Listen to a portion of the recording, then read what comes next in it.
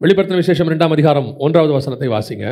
எபேசு சபையின் தூதனுக்கு நீ எழுத வேண்டியது என்னவெனில், 7 நட்சத்திரங்களை தம்முடைய வலது கரத்தில் ஏந்திக் கொண்டு 7 பொன் குத்து விளக்குகளின் மத்தியிலே உலாவிக் கொண்டிருக்கிறவர் சொல்லுகிறதாவது, ஆண்டவர் தமக்குரியதான சுபாவங்களை அந்த 1ஆம் அதிகாரம் வெளிப்படுத்தின விசேஷத்தில் சொல்லுகிறார். அவருக்கு என்னென்னலாம் சுபாவம் இருக்குது, அவர் எப்படி இருப்பார் அப்படின்றத ஓவராலாக அந்த 1ஆம் அதிகாரம் வெளிப்படுத்தின விசேஷத்தில் சொல்லுவார். அவருடைய கண்கள் அக்கினிச்சுவாலையாக இருந்தது, அவருடைய வஸ்திரம் வெண் வஸ்திரத்தை போல இருந்தது, அவருடைய பாதங்கள் வெண்கலத்தை போல இருந்தது, அவருடைய தலை வெண் பஞ்சை போல இருந்தது, அவர் கையில் 7 நட்சத்திரங்களை ஏந்தி கொண்டிருந்தார். இப்படி எல்லாத்தையும் சொல்லிடுவார். ஓவராலாக கொடுத்துட்டு ஒவ்வொரு சபைக்கும் ஆண்டவர் சொல்லும் போது ஒவ்வொரு பார்ட்டாக அதை பிரித்து கொடுப்பார். அந்த 1ஆம் அதிகாரத்தில் எல்லா முழுமையாக ஆண்டவரை யோவான் பார்ப்பார். அதாவது அவருடைய ஸ்பிரிச்சுவல் வியூவை பார்ப்பார். பார்த்துட்டு அதை பார்ட்டாக பிரித்து ஒவ்வொரு சபைக்கு எபேசுக்கு சொல்லும் போது நீங்கள் பார்த்தீங்கன்னா இப்போ சிவன சபைக்கு சொல்லும் போது வாசிங்க, முந்தினவரும் பிந்தினவரும் அதாவது ஓவராலாக அவருடைய விஷயத்தை சொல்லிட்டு அதை பார்ட்டாக பிரித்து ஒவ்வொரு சபைக்கும் சொல்லிக்கொண்டே வருவார். அப்படி வரும்பொழுது அந்த குறிப்பாக சபைக்கு எழுதும்போது முதலாவது எழுதும்போது கர்த்தர் சபையை பார்த்து சொல்லுகிற வார்த்தை என்னன்னா, 7 பொன் குத்து விளக்குகளின் மத்தியில் உலாவுகிறவர். 7 பொன் குத்து விளக்குகள் அப்படின்னா என்ன அர்த்தம் அப்படின்னு கேட்டால் அந்த 1ஆம் அதிகாரத்திலேயே கடைசி 2 வசனத்தை வாசிங்க பார்ப்போம். நீ கண்டவைகளையும் இருக்கிறவைகளையும் இவைகளுக்கு பின்பு சம்பவிப்பவைகளையும் எழுது. என் வலது கரத்தில் நீ கண்ட 7 நட்சத்திரங்களின் இரகசியத்தையும் 7 பொன் குத்து விளக்குகளின் இரகசியத்தையும் எழுது. அந்த 7 நட்சத்திரங்களும் 7 சபைகளின் தூதர்களாம்.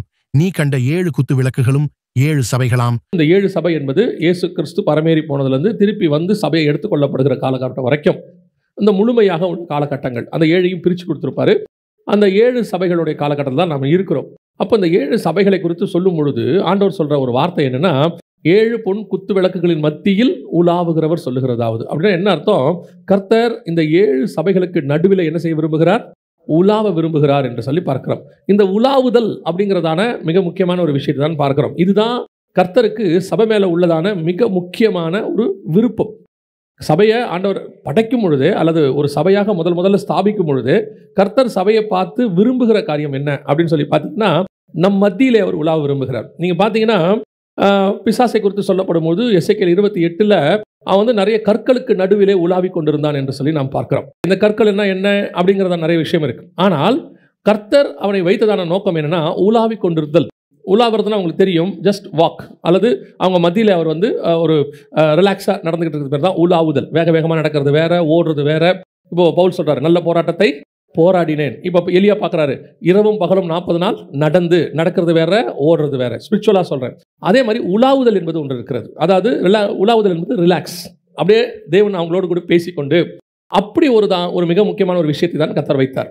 அப்படி உலாவி கொண்டிருந்த இந்த பிசாசு, நல்லா கவனிச்சுக்கொள்ளுங்க, உலாவி கொண்டிருந்த இந்த பிசாசு கீழே விழுந்ததான். ஆண்டவர் அவனை தள்ளிட்டார். அந்த உலாவும் போது அவனுக்குள்ளே ஒரு பெருமை வருகிறது. அவன் என்ன செய்கிறான்னா, நான் ஆராதனை கூட்டத்துக்கு தலைவனாவேன், நான் என்ன செய்வேன், வடபுறத்தில் உள்ள நகரத்துக்கு நான் இதாகுவேன், என் சிங்காசனத்தை போடுவேன், இப்படி நிறைய விஷயத்தை செய்கிறான். செய்யும் போது கர்த்தர் என்ன பண்ணுறார்? அவன் அங்கே தள்ளிடுறார். நம்ம எல்லாருக்கும் தெரிந்திருக்கிறபடி அந்த இடத்துக்கு தான் ஆதாமை உண்டாக்க வேண்டும் என்று கர்த்தர் விரும்புகிறார். அதுக்கு தான் மல்கியா 2:15 அவர் ஒருவனை அல்லவா உண்டாக்கினார். இப்போ அவங்ககிட்ட அவனை உண்டாக்கிட்டு அந்த இடத்துல தான் ஆண்டவர் என்ன செய்கிறாரு? இந்த பிசாசு இருந்த இடத்துல தான் ஆதாமை கொண்டு வைக்க வேண்டும் என்று சொல்லி விரும்புகிறார். ஆனால் இப்போ ஆதாமை உருவாக்கி விட்டு கொண்டு வச்சுட்டு ஏதேன் தோட்டத்தில் வச்சுட்டு கர்த்தர் என்ன செய்ய விரும்புகிறார் அப்படின்னு கேட்டால், ஆதாமோடு கூட உலாவ விரும்புகிறார். ஆதியாகமம் 3:8 வாசிங்க. பகலின் குளிர்ச்சியான வேளையிலே தோட்டத்தில் உலாவுகிற தேவனாகிய கர்த்தருடைய சத்தத்தை. அப்போ தேவன் என்ன பண்ண விரும்பி இருக்கிறாருன்னு கேட்டிங்கன்னா, மனுஷனோடு கூட உலாவ விரும்புகிறார். இந்த தோட்டம் என்பது எதுக்கு அடையாளமாக இருக்குன்னா, பாரடைஸ்க்கு அடையாளமாக இருக்குது, பரதீசிக்கு அடையாளமாக இருக்குது. அந்த பரதீசியில் தேவன் உலாவுகிறவராக. ஏன்னா பரதீசியின் மத்தியில் இருக்கிற, வெளிப்படுத்தல் 2ஆம் அதிகாரம் 7ஆம் வசனத்தில் பரதீசியின் மத்தியில் இருக்கிற ஜீவ விருட்சம் அப்படிங்கிறார். அதே மாதிரி தோட்டத்தை பார்த்தீங்கன்னா தோட்டத்தின் நடுவிலே ஒரு ஜீவ விருட்சம். அப்படி இருக்கும் பொழுது இந்த பரதீசி என்பது தோட்டத்துக்கு அடையாளமாக இருக்கிறது. அப்போ தோட்டத்தில் உலாவுகிற தேவன் பகலில் குளிர்ச்சியான வேளையில். அந்த குளிர்ச்சியான வேலை என்பதற்கும் ஒரு அர்த்தம் இருக்கு. இப்போ தேவனுடைய அந்த அந்த வர்ற டைம் இருக்கு இல்லையா, அதை பேஸ் பண்ணி தான் அவருடைய மனநிலை இருக்குன்னு பார்க்குறோம். உதாரணமாக சோதோமை அழிக்க வரும்போது பார்த்தீங்கன்னா மம்ரேயின் சமபூமிக்கு வருவார். வரும்போது பார்த்தீங்கன்னு சொன்னால் ஆபிரகாமை எப்போ பார்க்க வருவார்னா, பகலில் உஷ்ணமான வேளையில் அப்படின்னு இருக்கும். மம்ரேயின் சமபூமியிலே ஆபிரகாமை என்ன செஞ்சாரா? கர்த்தர் உஷ்ணமான வேலையிலே சந்திக்கும்படி வந்தார் அப்படின்னு. அப்போ உஷ்ணமான வேலைன்னா சூடு, கர்த்தர் கோபமாக இருக்கார். இதை யார் கரெக்டாக புரிஞ்சுப்பான்னு கேட்டிங்கன்னா, எலியா புரிஞ்சுப்பார். 1 ராஜாக்கள் 19 கர்த்தர் எலியாவை வெளியே வர சொல்வார் கெபியை விட்டு. ஆனால் எலியா வரமாட்டார். பார்த்தீங்கன்னா ஒவ்வொன்றா நடக்கும். முதலாவதாக பெருங்காற்று வீசும், கண்மலையை பிளக்கத்தக்கதான காற்று வீசும், அக்கினி வரும், பூமி எதிர்ச்சி வரும்.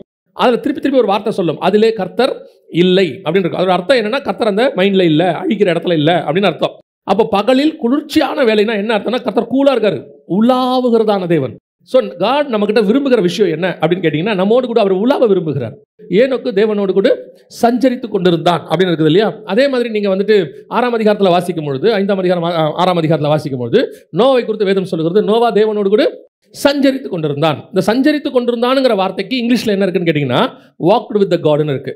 தேவனோடு கூட நடந்து கொண்டிருந்தான். இந்த தேவனோடு கூட நடந்து கொண்டிருக்கிற அந்த அனுபவம் தான் தேவனோடு கூட அவன் எடுத்துக்கொள்ளப்படுவதற்கு காரணமாக இருக்கு. தேவனோடு கூட நடந்து கொண்டிருக்கிற அந்த அனுபவம் தான் நோவாவை பேழைக்குள் எடுத்துக்கொள்ளப்படுகிறதுக்கு காரணமாக இருக்கிறது. அப்போ தேவன் மனுஷனோடு கூட நடக்க விரும்புகிறார். அதுதான் வசனம் சொல்லுது, தேவன் பகலில் குளிர்ச்சியான வேளையிலே ஊலாவும்படி வந்தார் அப்படின்னு இருக்கு. இப்போ தோட்டம் என்பது நம்ம எல்லாருக்கும் தெரியும். ஏசாயா புத்தகம் 5ஆம் அதிகாரம் 2ஆம் வசனத்தின்படி தேவனுடையதான சபை, எனக்கு மகா செழிப்பான மேட்டிலே ஒரு தோட்டம் உண்டு அப்படின்னு சொல்றார். அப்போ ஆண்டவர் தேவனுடைய சபையிலே ஊலாவும்படி வருகிறார். தோட்டத்துக்குள்ளே எப்போ வராரு? குளிர்ச்சியான வேலையில வருகிறார். குளிர்ச்சியான வேலைனா என்ன? தேவன் சந்தோஷமாக கூலாக மணவாளன் மணவாட்டியோடு கூட வாரும் நேசரே நாம் வயல்வெளியில் போய் தங்குவோம் அப்படின்னு சொல்லக்கூடியதான தேவன் உலாவ விரும்புகிறார். ஆனால் இங்கே என்ன நடக்குதுன்னு கேட்டிங்கன்னா, முதல்ல உலாவி கொண்டிருந்தான் இல்லையா? எசேக்கியேல் 28:14 ஒருத்தன் உலாவி கொண்டிருந்தவன் மேட்டுமை அடைந்து மனமேட்டுமை அடைந்து அல்லது பதவி ஆசை பிடிச்சு அல்லது மேலே வரணும்னு நினைச்சு விழுந்து போனான்னு பார்க்குறோம். ஸோ உலாவும் பொழுது ஒரு பிரச்சனை வந்துகிட்டே இருக்குது. முதல்ல உலாவினவன் அந்த மனமேட்டுமை அடைந்தவனாக பெருமை அடைந்தவனாக, இவ்வளவுக்கு நடுவில் நம்ம தான் உலாவுறோம், நம்ம தான் சீஃப் அப்படிங்கிற மாதிரி அவன் விழுந்து போனான். இப்போ அடுத்து கர்த்தர் என்ன செய்யறாரு? மனுஷனோடு கூட உலாவும்படி வருகிறார். இப்போ மனுஷன் என்ன சொல்றான்? வசனம் சொல்லுது, பகலில் 3:8 வாசிங்க பார்ப்போம். ஆதியா 3:8. பகலில் குளிர்ச்சியான வேளையிலே தோட்டத்தில் உலாவுகிற தேவனாகிய கர்த்தருடைய சத்தத்தை அவர்கள் கேட்டார்கள். அப்பொழுது ஆதாமும் அவன் மனைவியும் தேவனாகிய கர்த்தருடைய சந்நிதிக்கு விலகி தோட்டத்தின் விருட்சங்களுக்குள்ளே ஒளித்துக் கொண்டார்கள். தோட்டத்தின் விருட்சங்களுக்குள்ளே ஒளிந்து கொண்டார்கள் அப்படின்னா என்ன அர்த்தம்? அந்த சத்தம், தேவன் உலாவுகிற ஒரு சத்தம் இருக்கு. அந்த உலாவுகிற சத்தம் அவங்களுக்கு பயத்தை உண்டு பண்ணுகிறது. வசனம் சொல்லுது, அப்பொழுது அவர்கள் சத்தத்தை கேட்டார்கள், ஆதாமும் அவன் மனைவியும் தேவனுடைய கர்த்தருடைய சத்தத்தை விலகி தோட்டத்தில். அப்பொழுது அவன் சொல்றான், 10வது வசனம் வாசிங்க. அதற்கு அவன், நான் தேவரீருடைய சத்தத்தை தோட்டத்திலே கேட்டு நான் நிர்வாணியாயிருப்பதினால் பயந்து.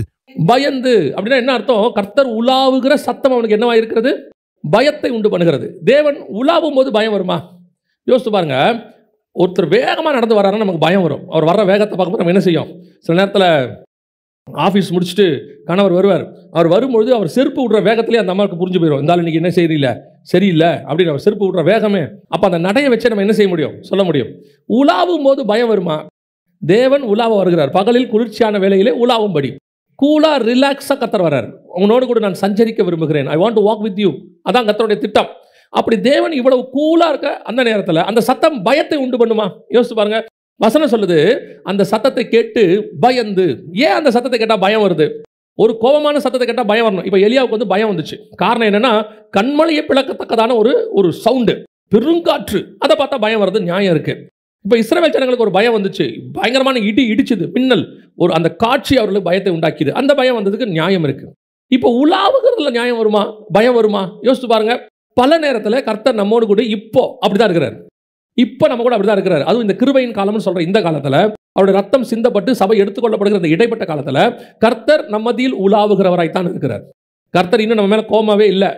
இப்போ கூட பாருங்க, கர்த்தர் கோவப்பட்டார்னா, பழைய ஏற்பாடாக இருந்துச்சுன்னா, நியாயப்பிரமாணமாக இருந்துச்சுன்னா, சர்ச்சில் ஒருத்தர் கூட இருக்க மாட்டோம். டெய்லி 10 பேரை நம்ம கொண்டு போய் புதைக்கிற வேலை தான் இருக்கும். அவ்வளோதான் நடக்கும். இன்னைக்கு இருக்கிற நிலைமைக்கு கர்த்தர் அடிக்கிற கோபத்தில் இருந்து, அதுவும் புல்பீட்டில் ஆரம்பிக்கும். வந்து அப்படி தான் சொல்றாரு, மூப்பர் இடத்தில் தொடங்குங்கிறார். ஆனால் இது புதிய ஏற்பாட்டு காலமாக இருக்கிறதுனால, இயேசு கிறிஸ்து ரத்தம் சிந்தப்பட்டதுனால கர்த்தர் இன்னும் பொறுமை உள்ளவராக இருக்கிறார், நீடிய பொறுமை உள்ளவராக இருக்கிறார். ஆனால் நல்லா கவனிச்சு பாருங்க, எப்போ உங்களுக்கு தேவனிடத்தில் பயம் வருகிறது? உங்களுக்கு எப்போ பயம் வருதுன்னு பாருங்க. தெளிவாக தெரியும். நீங்கள் சர்ச்சுக்கு நல்லா வந்துட்டு இருக்கிறீங்க, ஆவிக்குரிய வாழ்க்கையில் இருக்கிறீங்க. எப்போ நீங்கள் தேவனை விட்டு கொஞ்சம் தூரம் போறீங்களோ உங்களுக்கு பயம் வரும். உங்கள் ஆவிக்குரிய வாழ்க்கையில் ஒரு பயம் வரும்.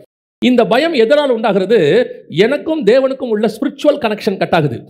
அந்த ஸ்பிரிச்சுவல் கனெக்ஷன் கட் ஆன உடனே ஆட்டோமேட்டிக்காக என்ன வரும்? ஒரு பயம் வரும். இப்போ பாருங்க, வீட்டில் நீங்கள் இருந்துகிட்டே இருக்கிறீங்க, உங்கள் வீடு தான் பூட்டி இருக்கு, உள்ளே உட்காந்துருக்கீங்க, திடீர்னு மொத்த கரண்ட் ஆஃப் ஆயிருச்சு. ஆஃப் ஆன உடனே டக்குன்னு ஒரு பயம் வரும்ல, ஐயோ அப்படின்னு ஒரு சவுண்டு வருதுல்ல. அது எதனால் வருது? நம்ம வீடு தான் பூட்டி தான் இருக்குது, அதில் எந்த மாற்று கருத்தும் இல்லை. ஆனால் அந்த இருட்டு வந்த உடனே ஒரு சின்ன பயம் வருதுல்ல. அதே மாதிரி தான் நாம் தேவனோடு கூட உலாவுகிறவர்கள் தான். தேவன் நம்மோடு கூட உலாவுக தான் இருக்கிறார். இப்போவும் தேவன் உலாவுகிறவர் தான், மாற்று கருத்தே கிடையாது. இன்னும் அமைதியா இருக்கிறாரு, பொறுமையா இருக்கிறாரு, அன்பா இருக்கிறாரு. ஆனால் நமக்கு கர்த்தருடைய சத்தம் பயமா இருக்கிறது. கர்த்தர் சில நேரங்களில் நமக்கு இருதயத்தில் ஒரு பயம் வருது. இதுதான் நம்ம என்ன சொல்றோம்னா, ஆவியானவர் வரும்போது பாவத்தை குறித்தும் நீதியை குறித்தும் நியாயத்தீர்ப்பை குறித்தும் கண்டித்து உணர்த்துகிறார். அந்த உணர்த்துகிறது இருக்குல்ல, அந்த உணர்த்துகிறது நமக்கு என்ன ஆகுதுன்னா பயமா மாறுது. இப்போ அப்பா வந்துட்டு அடிக்க மாட்டாரு, ஆனால் அவர் பேசுகிற வேகமே, அந்த அவர் சொல்கிற விஷயமே நமக்கு என்னத்தை செய்யும்? சில நேரத்தில் வந்து பார்த்தீங்க, அப்போ வந்து என்னடா என்ன அப்படின்னு உடனே அவனே யோசிப்பான், இவர் எது கேட்குறாரு, இது என்னவா இருக்கும்? ஆட்டோமேட்டிக்காக ஒரு பயம் வரும் தெரியுமா? பல நேரங்களில் கவனித்து பார்த்தீங்கன்னா நம்மளை அறியாமலேயே அவங்க கேட்கறது சாஃப்டாக தான் இருக்கும். எதனால், ஏன் அப்படின்னு சொல்லி சில நேரத்தில் அவர்கள் செய்கிறது சாதாரணமாக இருக்கும், நமக்கு அது என்னவாக்குது?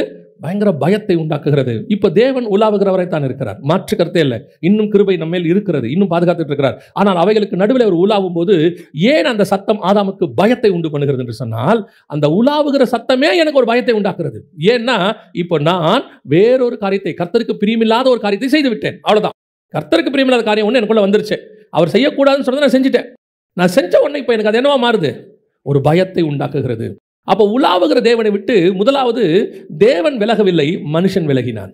இப்போ நான் சொல்றேன், கர்த்தர் ஒரு நாளும் நம்மை விட்டு விலகுகிறது இல்லை. கர்த்தர் கடைசி வரைக்கும் உங்களை என்னையும் தூக்க வேண்டும் என்று தான் விரும்புகிறார்.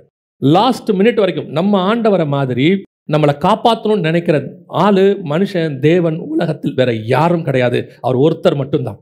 தாய் தகப்பன் கூட ஒரு இடத்துல விட்டுருவாங்க, இதுக்கு மேலே இது உருப்படாது, அவ்வளோதான், வாய்ப்பு இல்லை. சில நேரத்தில் ஒரு ஒரு பேப்பரில் வந்த செய்தி, அப்பா வந்து என்ன பண்ணிட்டாரா, பையனை பிடிச்சி போலீஸில் கொடுத்துட்டாரா. ஏன்னு கேட்டால் அவன் திருத்த மாட்டாங்க, எவ்வளோ சொல்லி பார்த்துட்டேன், அப்பாவே கை கழுவிட்டார் முடியாதுன்னு சொல்லி. ஆனால் பரம தகப்பன் கை கழுவுறதே இல்லை. இப்போ யோசிச்சு பாருங்க, ஆதாம் பழம் சாப்பிட்டான்றது அவருக்கு நல்லா தெரிஞ்சு போச்சு. நல்லா தெரியும், அவருக்கு தெரியா இருக்குமா? சர்வ வல்லமை உள்ள தேவன் தெரியாமல் இருக்குமா? வந்து குளிர்ச்சியான வேளையில் ஆதாமே நீ எங்கே இருக்கிறாய்? இன்னும் அவர் அவனை தேடுறாரு, இன்னும் நம்மை தேடுகிறார். கர்த்தருக்கு பிரியமில்லாத எத்தனையோ காரியத்தை நாம் செய்கிறோம், கர்த்தருக்கு விருப்பம் இல்லாததை நாம் செய்கிறோம்.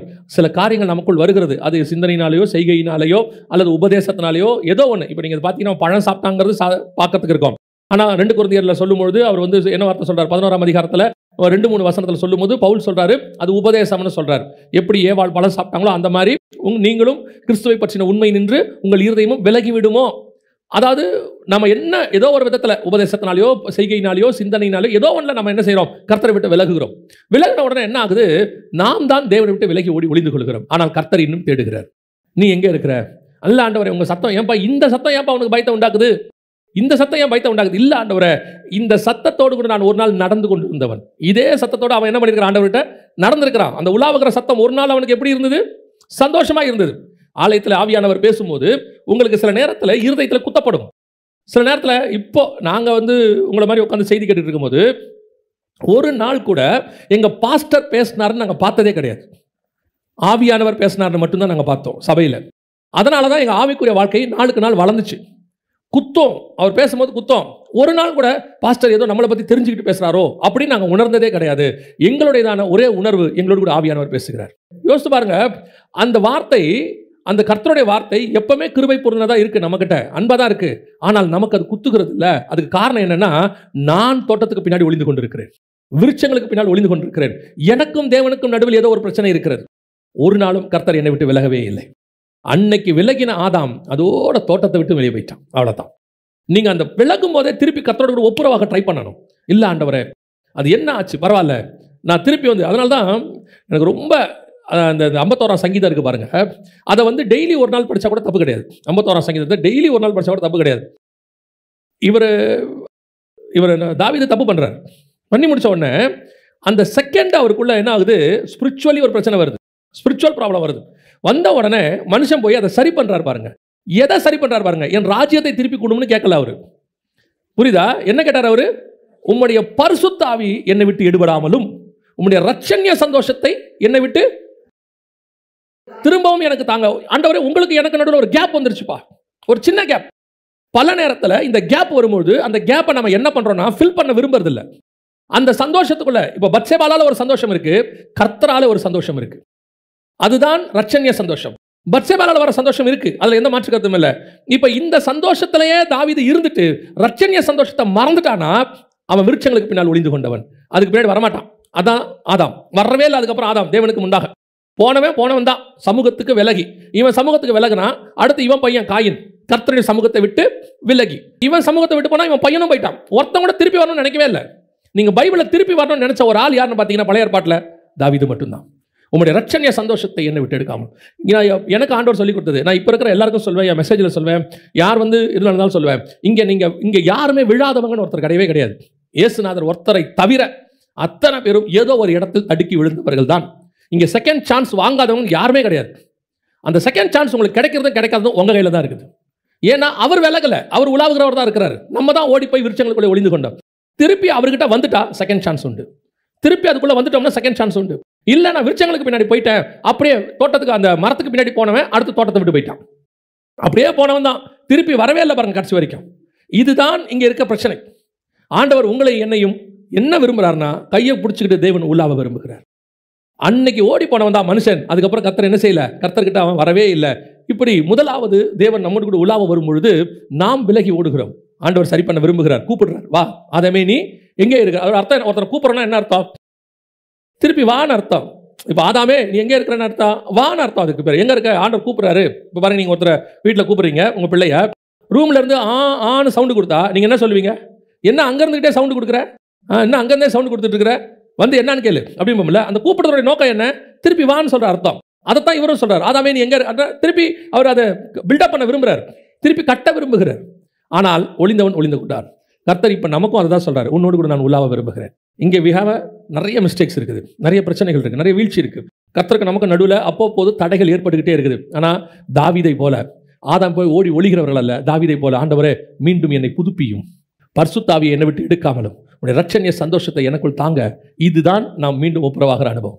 இப்போ ஓடின மனுஷன் ஓடினவன் தான். அடுத்து வாசிங்க, லேவியராகமத்தின் புஸ்தகம் 26ஆம் அதிகாரம் 12வது வசனத்தை வாசி.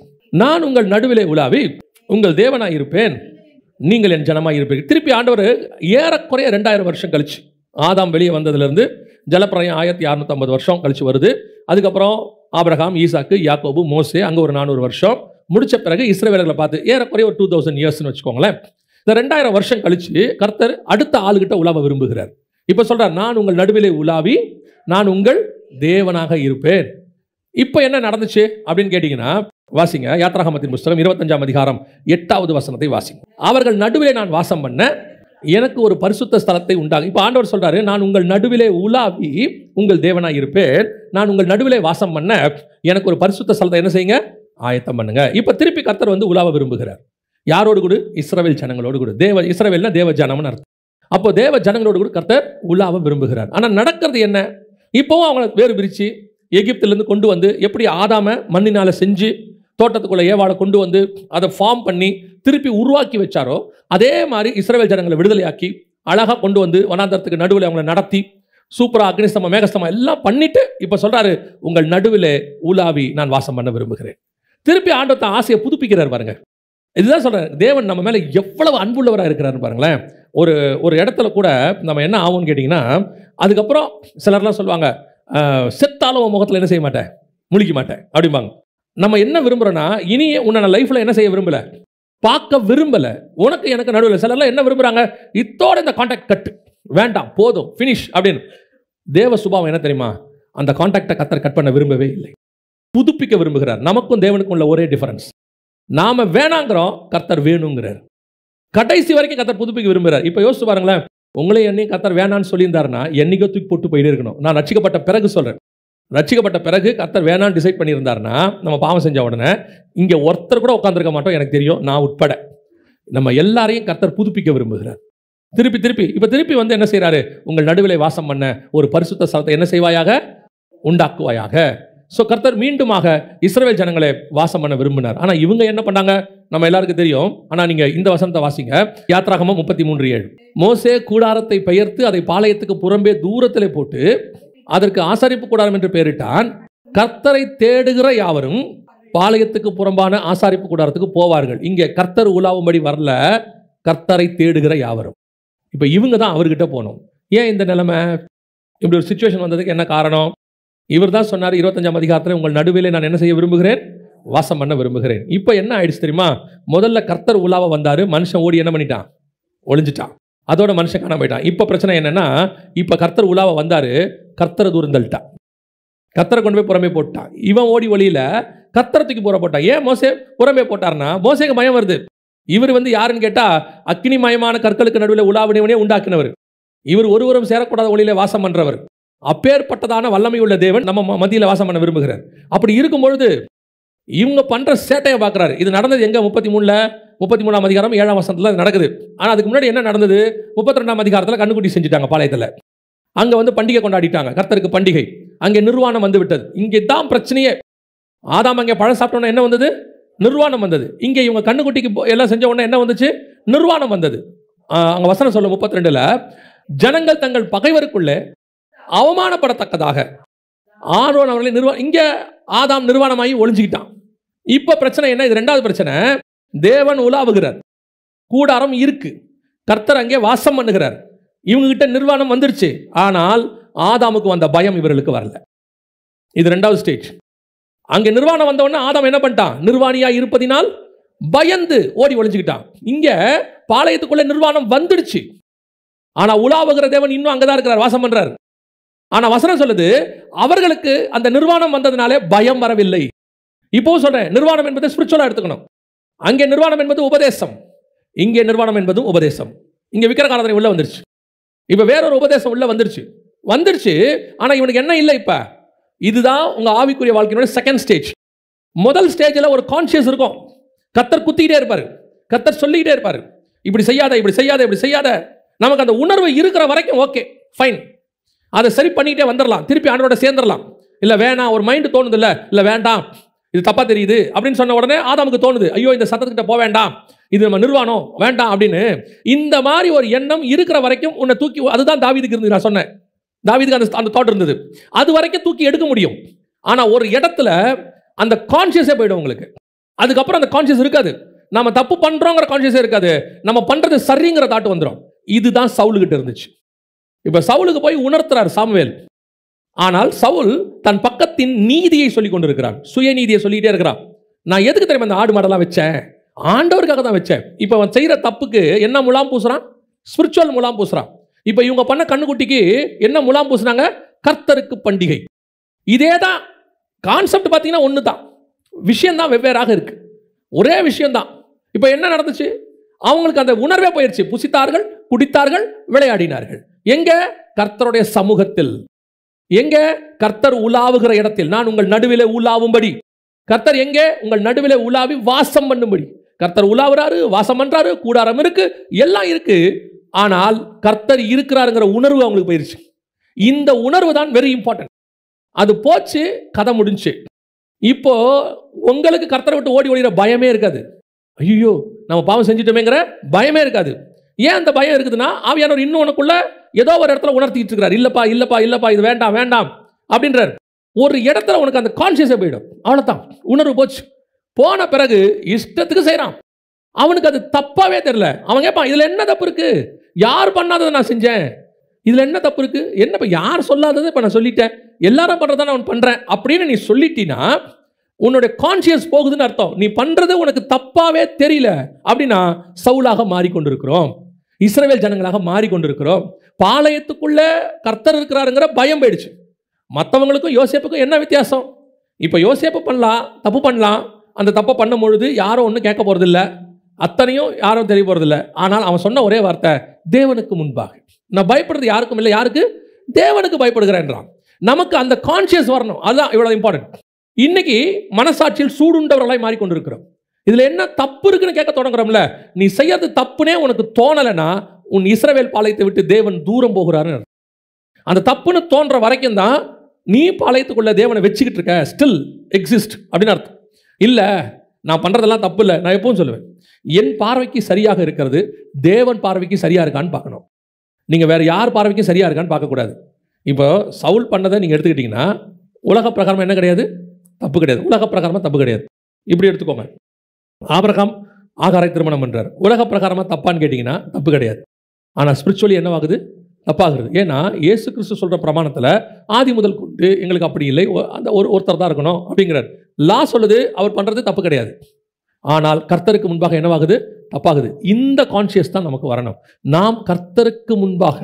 அதனால தான் திருப்பி திருப்பி எலியா என்ன பண்ணுவார்னா, நான் கர்த்தருக்கு முன்பாக நிற்கிற நான் என்ன, என்னுடைய அளவுகோல் கர்த்தருக்கு முன்பாக இருக்குது. இவன் செய்கிறான், அவன் செய்கிறான், அவன் பண்ணுறான், இவன் பண்ணுறான், யார் வேணாலும் பண்ணட்டும். ஏன் உங்களை நடத்துகிறவர்கள் கூட பண்ணட்டும். இன்னும் சொல்ல போனால் நீங்கள் யாரை ரோல் மாடலாக வச்சிருக்கிறீங்களோ அவங்க கூட தப்பு பண்ணட்டும். ஆனால் அது சரி ஆயிடவே ஆகாது. உங்கள் ரோல் மாடல் எப்பவுமே கிறிஸ்துவாக இருக்கணும். கிறிஸ்துவுக்கு முன்பாக நான் சரியா பண்றேனா? ஆண்டவர் என்னை பார்த்து இதை சரின்னு சொல்வாரா? இவ்வளவுதான் கேள்வி. அது தப்பு, கிறிஸ்து சொல்றது அந்த இடத்துல எனக்கு தப்புன்னு தோணுதுன்னா இமிடியேட்டாக என்னை கரெக்ட் பண்ண வேண்டிய இடத்துக்கு நான் வந்துட்டேன்னு அர்த்தம். இல்லைன்னா என்ன ஆகும் தெரியுமா? உங்களை விரட்ட மாட்டாரு, அவர் தூர போயிடுவார். அவர் தூர போயிடுவார். என்ன சொல்றாரு எசேக்கியேல் புஸ்தகத்துல 8ஆம் அதிகாரம் 6ஆம் வசனம், என் பரிசுத்த ஸ்தலத்தை விட்டு என்னை தூரமாய் போகும் பண்ணும்படியான இஸ்ரவேல் வம்சத்தால் இங்கே செய்கிற மிகுந்த அருவருப்புகளை காண்கிறாய் அல்லவா? இதான் நடந்துச்சு. அன்னைக்கு தான் நடந்தது. அன்னைக்கு பாளையத்துக்குள்ள உலாவ வேண்டும் என்று விரும்பி அவர்கள் நடுவிலே ஒரு கூடாரத்தை போட வேண்டும் என்று சொல்லி கர்த்தர் அவ்வளவு ரெடி பண்ணி மோசே கிட்ட சொல்லி, அதுவும் மாடல், பரலோகத்தினுடைய மாடல் இவ்வளவு கொடுத்து இன்ஃப்ராஸ்ட்ரக்சரை உருவாக்கி வச்சா அவனுக்கு கர்த்தர் இருக்கிறாருங்கிற பயம் இல்லை, கர்த்தர் கூட இருக்கிறாருங்கிற பயம் இல்லை. இப்போ என்ன ஆயிடுச்சு? நான் வேலை ஸ்தலத்தில் கெட்ட வார்த்தை பேசுறது தப்பு இல்லைன்னு தோணுது இல்லை. இப்போ தேவன் உங்களை விட்டு தூரம் போறாருன்னு அர்த்தம். என்ன செய்யறாரு? ஆனால் ஆசாரிப்பு கூடாரம் இருக்கு, ஆனால் ஆரோன் இங்கே தான் இருக்கான், ஊழியக்காரர் இருக்கிறார், ஆசாரிப்பு கூடாரம் இருக்கு, எல்லாம் இருக்கே, உணர்வு இல்லை. கர்த்தர் தூரம் போயிட்டார், கிளம்பிட்டார். இப்போ நான் பண்றது தப்புனே உனக்கு தோணலை, ஒருத்தர் சொல்லியும் தோணலை. சமீபத்தில் ஒரு தம்பிக்கு எல்லாரும் சொன்னாங்க, நீ பண்ற தப்புப்பா, நீ பண்ற தப்புப்பா, நீ பண்ற தப்புப்பான்னு. அந்த தம்பி கேட்கல, நான் பண்ணல, என்ன தப்பு இருக்கு, நான் பண்றேன். கடைசியில் கர்த்தரை அவனை உணர்த்தின விதம் இருக்கு பாருங்களேன். அந்த தப்பு பண்ணிட்டாங்கிறத அவனுக்கு உணர்த்துறதுக்கு கர்த்தர் ஒன்று செஞ்சார் பாருங்களேன். இப்போ நேத்து ஒரு விஷயம் கேள்விப்படும் போது அந்த தம்பி சொல்றானா, இப்பதான் கர்த்தர் என்னோடு கூட பேசுறாருன்னு. யோசிச்சு பாருங்க, ஒரு பெரிய பிரச்சனை வந்து அந்த பிரச்சனையில நான் ஒரு இடத்துல சிக்கி சவுல் மாதிரி மாட்டின பிறகு, ஆமா நான் பண்ணது தப்புன்னு உணர்வு வரதுக்கு முன்னாடி நீ அந்த இடத்துக்கு போகக்கூடாதுன்னு கர்த்தர் விரும்புகிறார். அதுக்கு தான் முன்னாடியே சொல்றாரு, உணர்த்துறாரு. பல நேரத்தில் நாம அதை கேட்க மாட்டோம். என்ன தப்பு நான் பண்றதுல என்ன பண்றது? அதெல்லாம் ஒன்றும் கிடையாது. இப்படி இருந்தாதான் வேலை வாங்க முடியும், இப்படி இருந்தாதான் அது நடக்கும். கர்த்தர் சொல்றாரு, நீ வேலை வாங்குறது ரெண்டாவது, நீ தான் எனக்கு முதல்ல. You are the first one. நீ அடுத்தவங்களை வேலை வாங்குறதுக்கு கெட்ட வார்த்தை பேசுறதை விட நீ கெட்ட வார்த்தை பேசாம வேலை வாங்காம இருந்தா கூட பரவாயில்ல. உன் ஆத்மாவது எங்க வந்துடும்? பரலோகத்துக்கு வந்துடும். நீ வேலை வாங்கிடுவே, வேலை நடந்துடும். ரெண்டு பேர் ஆத்மாவும் போவாது, அவன் ஆத்மாவும் போவாது, உன் ஆத்மாவும் போவாது. இப்போ இஸ்ரவேல் ஜனங்களுக்கு கர்த்தர் உலாவுகிறாருங்கிற அந்த கான்சியஸே போயிருச்சு. அப்போ அதை கேட்கிற வரைக்கும் எனக்கு என்ன இல்லை, கேட்கவே அந்த கான்சியஸே இல்லை, எனக்கு டோட்டலா பிளாக் அவுட் ஆயிடுது. இதுதான் பாளையத்துக்குள் தேவன் இருந்தும் கர்த்தர் என் நடுவில் உலாவுகிறார் என்று சொல்லியும் நான் கர்த்தருக்கு பண்டிகை என்று கண்டுக்குட்டியை வழிபட்டு கொண்டிருக்கிறேன். கர்த்தர் ரொம்ப தூரம் போயிடுவார். உண்மையிலே நல்லா ஜெபிக்கிறவனுக்கு கர்த்தர் தூரம் போயிட்டாருன்னா ஒரே செகண்டில் தெரியும் கர்த்தர் தூரம் போயிட்டார். அதை விட பெரிய பிரச்சனை என்னன்னா, திருப்பி அதை புதுப்பிக்கிற வேலை இருக்குல்ல, அது அதை விட கஷ்டம். ஏன்னா இவர் கோவப்படலை, இவர் ஒரு இடத்துல நின்றுக்கிட்டார் தூரமாக போய், சரிப்பா நான் ஓரமாக நின்றுக்கிறேன்பான்ட்டு. திருப்பி அவரோட சேர டிஸ்டன்ஸ் இருக்குல்ல, அந்த ஸ்பிரிச்சுவல் டிஸ்டன்ஸை குறைச்சி இவரோட வர்றது பயங்கர பெயின்ஃபுல் ப்ராசஸ். சோல்குள்ள, பாடியில் இல்லை, உங்கள் ஆத்மாக்குள்ள. அவரை திருப்பி அதே ஆவியில் நிரம்பி அவர்கிட்ட திருப்பி ஒப்புரவாக்குறன்னு ஒரு வேலை இருக்குல்ல, அது உண்மையிலேயே வலி, பெரிய வலி. எப்படி ரெடி ஆகுது? ஏன் நான் அவரை கொண்டு போய் தூரம் போட்டேன். நான் இப்போ ஆண்டவர் சொல்றாரு, இல்லை உன் ப்ராசஸ் தப்பு, என்னையே கொண்டு போய் தூரம் போட்ட. இப்போ திருப்பி மீண்டும் தேவன் என்ன செய்ய விரும்புகிறார்? உலாவ விரும்புகிறார். வாசிங்க, யோவான் எழுதின சுவிசேஷம் 10ஆம் அதிகாரம் 23வது வசனம் வாசிங்க. இயேசு தேவாலயத்தில் சாலமோன் மண்டபத்திலே உலாவி கொண்டிருந்தார். ஒவ்வொரு வார்த்தைக்கு பின்னாடி எவ்வளவு இம்பார்ட்டன்ஸ் இருக்கு பாருங்க. இது சும்மா ஒரு சிங்கிள் வசனம் தான் இருக்கும். இயேசு சாலமோன் மண்டபத்தில் தேவாலயத்தில் உலாவி கொண்டிருந்தார். ஏன் உலாவிக்கிட்டு இருக்காருங்கிறத இந்த லிங்கோட பார்த்தா தான் உங்களுக்கு தெரியும். ஏன் அந்த இடத்துல ஒரு உலாவினார்? ஏதோ ரிலாக்ஸாக நடந்திருக்காரு போல காலார அப்படின்னு நம்ம நினைக்கிறோம்ல. இப்போ நம்ம என்ன கேட்டாலும் சொல்லுவோம், அவர் வாக்கிங் போயிருக்கிறாரு, அவர் மேலே பால்கனியில் நடந்துகிட்டு இருக்காரு, ட்ரெட்மில்ல நடக்கிறாரு இப்படின்னு சொல்கிறோம்ல. ஆனால் இயேசு நடக்கிறாருன்னா காரணம் இருக்குது. அதனால தான் நான் எப்பவும் சொல்லுவேன், இயேசு உட்காந்தா காரணம் இருக்குது, இயேசு திரும்பி பார்த்தா காரணம் இருக்குது, இயேசு நடந்தா காரணம் இருக்குது. ஒவ்வொன்றுத்துக்கு பின்னாடியும் ஒரு திட்டம் இருக்கிறது. ஏன் இயேசு உலாவினார் தெரியுமா? இது கரெக்டாக அடுத்த 2000 வருஷம் கழிச்சு. இது இஸ்ரவேல்கிட்ட உலாவினார்ல, ஆதாம்கிட்ட உலாவினார்ல, ஆதாம்லேருந்து இஸ்ரவேல் பிரமாணம் 2000 வருஷம் வெளியே போச்சுல கூடாரம், அதுலேருந்து அடுத்த 2000வது வருஷம் இது. கரெக்டாக 4000 வருஷம் முடியும் போது இயேசு எங்கே வந்துட்டாரு? உலாவும்படி உள்ளே வந்துட்டார். இப்போ மீண்டும் தேவன் எங்கே உலாவ விரும்புகிறார்? சிறுபாபேலின் ஆலயத்தில், 2வது ஆலயத்தில் உலாவ விரும்புகிறார். ஆனால் இங்கே என்ன நடந்துச்சு தெரியுமா? வாசிங்க, மத்தேயு எழுதின சுவிசேஷம் 21ஆம் அதிகாரம் 12வது வசனத்தை வாசிங்க. இயேசு தேவாலயத்தில் பிரவேசித்து ஆலயத்திலே விற்கிறவர்களும் கொள்ளுகிறவர்களுமாகிய யாவரையும் வெளியே துரத்தி காசுக்காரருடைய பலகைகளையும் புறா விற்கிறவர்களின் ஆசனங்களையும் கவிழ்த்து. இப்போ எவர் எங்கே இயேசு உலாவி கொண்டிருக்கிறாரோ அந்த இடம் என்னவா இருக்கிறது? கள்ளர் குகையாக மாறிடுச்சு. ஃபர்ஸ்ட் நல்ல கவனிங்க, தோட்டத்தில் உலாவினார், மனுஷன் ஓடி ஒளிந்து கொண்டான். இஸ்ரவேல் பாளையத்தில் உலாவினார், தேவன் பாளையத்தை விட்டு வெளியே போயிட்டார். ஏன்னா அங்கே அக்கிரமம் நிர்வாணம் இருந்தது, இங்கேயும் என்ன இருக்கு? நிர்வாணம் இருக்கு. ஆனால் இப்போ இதில் இங்கே என்னவாயிடுச்சு? தோட்டம் அல்லது ஆலயம் என்னவா மாறிடுச்சு? கல்லர் குகையா மாறிடுச்சு. இப்போ என்ன பண்ணாராம் தெரியுமா? மத்த 24:2 வாசிங்க. ஒரு கல்லின் மேல் ஒரு கல் இல்லாதபடி எல்லாம் இடிக்கப்பட்டு போகும் என்று. அதோட அர்த்தம் என்ன தெரியுமா? இதுவரைக்கும் தோட்டத்துக்குள்ள பாவம் செஞ்ச உன்னை விரட்டிட்டேன், ஓடி ஒளிஞ்சுக்கிட்டேன். இஸ்ரவேல் பாளையத்துக்குள்ள பாவம் நடந்துச்சு, என்ன ஓரமாக தள்ளிட்டீங்க. அது 2வது பார்ட். இந்த தடவை கர்த்தர் பொறுமையாக இருக்க போகிறது இல்லையா? கர்த்தர் சொல்றாரு, என்னுடையதான ஆலயத்தை நீங்கள் என்னவாய் மாற்றினீர்கள்? கல்லர் குகையை மாற்றினீர்கள். இனி ஒரு கல்லின் மேல் ஒரு கல் இல்லாதபடிக்கு இடிக்கப்பட்டு போகும். இப்போ யோசிச்சு பாருங்க, தேவனுக்கு உலாவறதுக்கு இடமே இருக்காது. தேவாலயத்தை இடிச்சாச்சுன்னா எங்க உலாவுவாரு? தோட்டம்னு ஒன்று இருந்துச்சு, உலாவினாரு, மனுஷன் ஓடி ஒளிஞ்சிட்டான், பூட்டிட்டாரு தோட்டத்தை. இப்போ உலாவறதுக்கு இடம் இருக்கு அவருக்கு. 2வது, இஸ்ரவேல் பாளையம் இருக்கு, தேவன் உலாவினாரு, அவங்க தப்பு பண்ணாங்க, தூரத்திலேயாவது இருந்துச்சு, ஜனங்கள் தேடி போனார்கள். இப்போ அவர் உலாவற இடத்துக்கு இவங்க போயிட்டாங்க. ஆனால் இப்போ சொல்லிட்டாரு 3வது தடவை கர்த்தர் சொல்றார், செருபாபேல் ஆலயம் இருக்கு இல்லையா, இது கர்த்தர் உலாவின ஆலயம் இருக்குல்ல, இது சாலமோன் தேவாலயம் இல்லை, இது என்ன ஆலயம்? செருபாபேல் கட்டின ஆலயம். 2வது தேவாலயம் இருக்குல்ல, செருபாபேல் கட்டினது 2வது ஆலயம். அது எதுக்கு சமமான இருக்குன்னா, உங்களுக்கும் எனக்கும் சமானமாக இருக்கிறது. இதை நீங்க ஆகாய் புஸ்தகத்தை வச்சு படிச்சு பார்த்தா தான் உங்களுக்கு தெரியும். 2ஆம் அதிகாரம் ஆகாய் புஸ்தகத்தை வச்சு நீங்க படிச்சு பாருங்க. 15வது வசனம் சொல்லும், ஒரு கல்லின் மேல் ஒரு கல் வைத்து கட்டப்பட்ட நாள் முதல் கொண்டு. அப்படிதானே இருக்குது. ஒரு கல்லின் மேல் ஒரு கல் வைத்து கட்ட. இது எந்த கல்லுன்னா நம்மளை வச்சு கட்டுறாரு, ஜீவக்கற்கள். சாலமோனுக்கு இப்படி சொல்ல மாட்டார். செருபாபேல் ஆலயம் புறஜாதியார் காலத்தில் கட்டப்பட்டது. அதாவது அவங்க அடிமைத்தனத்துக்குள்ள இருக்கும்போது கர்த்தர் என்ன பண்றாரு? செருபாபேல் ஆவியை ஏவறாரு. இது கட்டுறதுக்கு கோரேசை கொண்டு வராரு. புறஜாதியார் காலத்தில் நடந்தது. ஸோ புறஜாதியார் காலத்தில் கட்டப்படுகிற ஆலயம்னு அர்த்தம். ஸோ செகண்ட் தேவாலயம் புறஜாதியார் ஆலயத்துக்கு அடையாளம். இதைத்தான் கொரிந்தியர் எழுதும்போது பவுல் சொல்றார். வாசிங்க 2 கொரிந்தியர் 6ஆம் அதிகாரம் 16வது வசனம் வாசிங்க. தேவனுடைய ஆலயத்துக்கும் விக்கிரகங்களுக்கும் சம்பந்தமேது? நான் அவர்களுக்குள்ளே வாசம் பண்ணி அவர்களுக்குள்ளே உலாவி அவர்கள் தேவனாயிருப்பேன், அவர்கள் என் ஜனங்களாயிருப்பார்கள் என்று தேவன் சொன்னபடி நீங்கள் ஜீவனுள்ள தேவனுடைய ஆலயமாயிருக்கிறீர்களே. நீங்கள்னா யாரு? கொரிந்தியர், புறஜாதியார். நம்மை குறித்து சொல்கிறது, நீங்கள் தேவனுடைய ஆலயமாயிருக்கிறீர்கள் என்றும் தேவன் உங்களுக்குள்ளே வாசமாயிருப்பார் என்றும் அறியீர்களா? அப்படின்னா என்ன அர்த்தம்? இப்போ 2வது ஆலயம் செருபாபேல் ஆலயம், அதில் இயேசு உலாவி கொண்டிருந்தார். அந்த ஆலயம் உங்களுக்கு எனக்கும் சமானமா இருக்கு.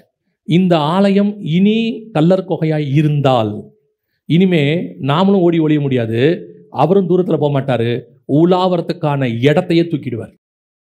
செருபாபேல் 2:15 சொல்றாரு, ஒரு கல்லின் மேல் ஒரு கல் வைத்து கட்டப்பட்ட முதல். மற்ற 24:2 சொல்றாரு, ஒரு கல்லின் மேல் ஒரு கல் இல்லாதபடிக்கு இடிக்கப்பட்டு போகும். God giving more chances. நிறைய வாய்ப்புகளை கர்த்தர் கொடுக்கிறார். இந்த வாய்ப்புகளை பயன்படுத்தி கொள்ளுகிற காலம் இது. இந்த காலம் முடிவடையும் போது, இந்த கிருபை முடிவடையும் போது, அதற்கு பிறகு நீங்கள் தேவன் உலாவதற்கு என்ன இருக்காது? ஆலயமே இருக்காது, இடமே இருக்காது. இப்போ அந்த இடம் முடிய போது. இது ஒரு எச்சரிப்பு நமக்கு. முதல்ல ஓடி ஒளிஞ்சோம், திருப்பி வர்றதுக்கு வாய்ப்பு இருக்குது. தாவீது மாதிரி திருப்பி வருவதுக்கு என்ன இருக்குது? வாய்ப்பு இருக்குது. 2வது, தேவன் போயிட்டார் தூர, இப்ப திருப்பி ஆலயத்துக்குள்ள வந்துட்டாரு. சோ அவர் வருவதற்கு என்ன இருக்குது?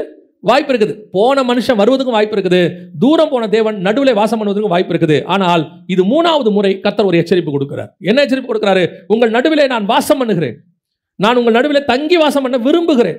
ஆனால் இது கல்லர் குகையானால், என் வீடு கல்லர் குகையாக மாறுமானால், ஆலயம் இருக்கு, ஆசாரியன் இருக்கான், எல்லாம் இருக்கு, பிரமாணம் இருக்கு, எல்லாம் இருக்கு, ஆனால் சொல்லுகிறதை செய்கிறவர்கள் இல்லை. கர்த்தருக்கு விரோதமான காரியம். இது 3வது உலாவும்படி அவர் வந்தார். முதல்ல தோட்டம், 2வது இஸ்ரவேல், 3வது தேவாலயம். உலாவும்படி வந்தார். அந்த தேவன் தான் இப்போ 7 பொன் குத்துவிளக்குகள் மத்தியிலே உலாவுகிறார். நீங்களும் நானும் அந்த ஆலயமாய் இருக்கிறோம். உலாவி கொண்டு சொல்லுகிறார், உனக்கு கொடுக்குற சான்ஸ் முடிஞ்சிச்சுன்னா அதுக்கப்புறம் நான் உலாவறதுக்கு ஆலயமே இருக்காது. அப்படின்னு என்ன அர்த்தம்னா, நீங்கள் நானும் இருக்கவே மாட்டோம்னு அர்த்தம். அதுக்கப்புறம் அவளை ரிமூவ் பண்ணிடுவார். காட் ரிமூவ் பண்ணிடுவார். நம்ம ஆண்டவரை பற்றி உங்களுக்கு ஒரு விஷயம் தெரியணும், நான் சொல்லிட்டு முடிக்கிறேன். நம்ம ஆண்டவர் இரக்கத்தின் தேவன், கிருபையின் தேவன், மாற்றுக்கருத்தே இல்லை. இன்னொரு பக்கம் நீதியுள்ள நியாயாதிபதியாகவும் இருக்கிறார். அவரை மாதிரி சாந்த குணம் உள்ளவர்கள் நீங்கள் பூமியில் என்ன செய்ய முடியாது? பார்க்க முடியாது. அவரை மாதிரி கோபம் அடைக்கிறவரையும் உங்களால் பார்க்க முடியாது. குமாரனுடைய கோபம் ரொம்ப பெருசு. ஆண்டவர் அமைதியாகவும் இருப்பார், ஆர்ப்பரிக்கவும் செய்வார். கர்த்தர் கைகளினாலே ஆசீர்வதிக்கவும் செய்வார், கையில் சவுக்கு எடுத்து அடிக்கவும் செய்வார். இப்போ கர்த்தர் நமக்கு ஒரு சான்ஸ் கொடுக்குறாரு. இப்போ உங்கள்கிட்ட நான் உலாவ விரும்புகிறேன், இன்னும் அந்த சான்ஸ் போகலை, அதான் ரொம்ப முக்கியம். இன்னும் அந்த சான்ஸ் போகலை, நான் கூட வாச விரும்புகிறேன். ஆனால் அது ஒரு லிமிட் வரைக்கும் தான். ஒரு காலகட்டத்துக்கு பிறகு கர்த்தர் உன்னை விட்டு போயிட்டாருனா, உனக்குள்ள விட்டு போயிட்டாருனா, அதற்கு பிறகு ஒரு கல்லின் மேல் ஒரு கல் இல்லாதபடிக்கு இடிக்கப்பட்டு போகும். அந்த சான்ஸ் முடிவடைகிறதுக்குள்ள நம்மளை சரி பண்ணிக்கணும். இப்போவும் சொல்கிறேன், கர்த்தர் நம்மோடு கூட உலாவி கொண்டு தான் இருக்கிறார். ஆவியானவர் இன்னும் பேசிக்கிட்டு தான் இருக்கார், ஆவியானவர் இன்னும் உணர்த்திக்கிட்டு தான் இருக்கிறார். ஆனால் ஒரு காலகட்டம் வரைக்கும் தான் அது போய்கிட்டே இருக்கும். ஒரு இடத்துல பவுலே சொல்லுவார் பாருங்க, அவனை நரகத்துக்கு தப்பிக்கும்படி நான் யார்கிட்ட பிடிச்சி கொடுக்குறேன்?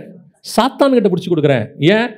நரகத்துக்கு போகிறதுக்கு முக்கியமாக சாத்தாங்கிட்ட அடி வாங்குறது முக்கியமானா உங்களை பொறுத்த வரைக்கும் நரகம் பெரிய விஷயமே தெரியாது. ஏன்னா இப்போ பூமியில் இருக்கிற வரைக்கும் சாத்தாங்கிட்ட அடி வாங்குறது நமக்கு பெருசாக தெரியும். சாத்தாண்ட அடி வாங்குறது பல வகை இருக்குது. அது வந்து அடி வாங்குறதுனா அடி மட்டும் வாங்குறதில்ல, அவன் எப்படி வேணால் சோதிப்பான். யோபுவை தலை முதல் கால் வரைக்கும் சோதிச்சான், அப்புறம் நண்பர்களை வச்சு சோதிச்சான், அப்புறம் பிள்ளைகள் மரணத்தில் சோதிச்சான், அதுக்கப்புறம் சொத்து கித்து எல்லாம் காண போய் தரித்திரத்தில் சோதிச்சான். எப்படி வேணாலும் சோதிப்பான். கர்த்தர் உனக்கு கொடுக்குற எச்சரிப்பு என்னன்னா, உன்னை சரி பண்ணிக்கோ. உன் மத்தியில் நான் உலாவை விரும்புகிறேன். ஆனால் சரி பண்ணாத பட்சத்தில் உன்னை பிடிச்சி யார் கையிலையாவது கர்த்தர் கொடுப்பார்.